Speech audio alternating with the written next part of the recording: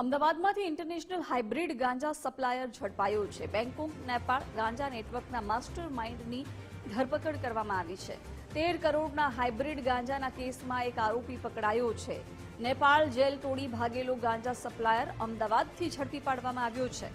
International drug રેકેટનો મુખ્ય આરોપી પોલીસના હાથે ચડ્યો છે। વિદેશી ગાંજા નેટવર્ક પર મોટો પ્રહાર। હાઈ પ્રોફાઇલ ઇન્ટરનેશનલ ડ્રગ કેસમાં મોટી કાર્યવાહી થઈ છે। જેસીપીએ જણાવ્યું 32 વર્ષીય આરોપી ધર્મેશ ચુનારાની ધરપકડ કરવામાં આવી છે।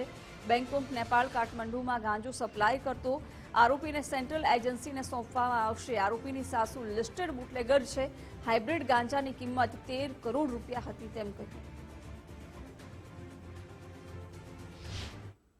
धर्मेश रसिकलाल चुनारा उम्र वर्ष 32 રહેવાસી ઠક્કર બાપાનગર અમદાવાદનો રહેવાસી છે અને આ ગઈ વર્ષે 21/7/2025ની રોજ બેંકોકથી નેપાળ 13 કિલો જેટલા હાઇબ્રિડ ગાંજા લઈને જાવતો હતો।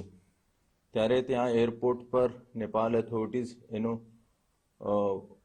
ગાંજા સાથે પકડ્યા હતા અને ત્યાંની જેલમાં એનો મૂકવામાં આવ્યો હતો।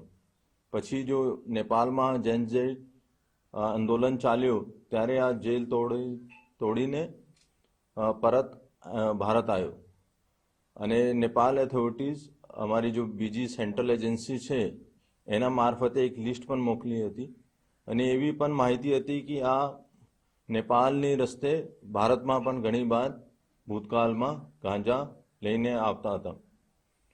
અહીંયા એનો કોઈ ગુનાહિત ઇતિહાસ નથી, પણ એની સાસ એક લિસ્ટેડ બુટલેગર છે જો કાગડાપીઠ વિસ્તારમાં દારૂ વેચે છે અને એને કહેવા પ્રમાણે એને થોડા વધારે દેવું થઈ ગયું હતું।